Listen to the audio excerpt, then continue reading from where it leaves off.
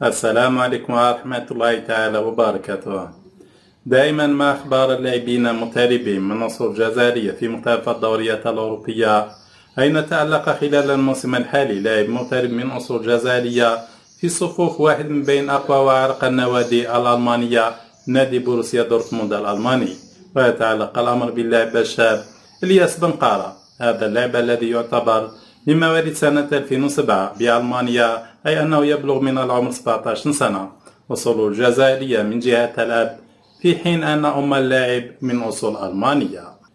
تكون اللاعب إلياس بنقارة في صفوف نادي بروسيا دورتموند الألماني الذي تدرج معه في مختلف الفئات العمرية. يلعب في منصب قلب دفاع، يمتلك إمكانيات بدنية وفنية هائلة، حيث يمتاز بالبنية المورفولوجية القوية، دون أن ننسى قامته الطويلة التي تبلغ من الطول 192 سنتيمتر، والتي تساعد على الارتقاء عاليا وقطع الكرات الهوائية والعرضية. حيث تألق اللاعب إلياس بنقارة خلال الموسم الحالي في صفوف فئة أقل من 19 سنة، حينما شارك في 32 مباراة تمكن خلالها من تسجيل هدف وصناعة هدف آخر، بتوقيت لاعب 1138 دقيقة لعب.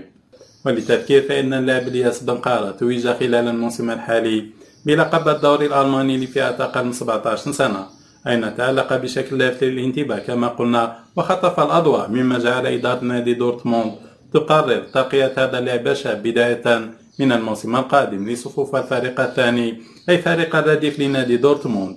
وفي حال تألق خلال الموسم القادم مع الفريق الثاني لنادي دورتموند، قد يتم استدعاءه لبعض مباريات الفريق الأول.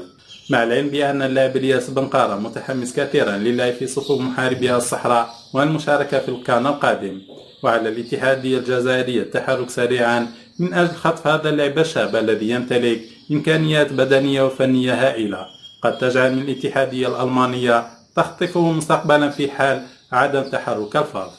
سلام.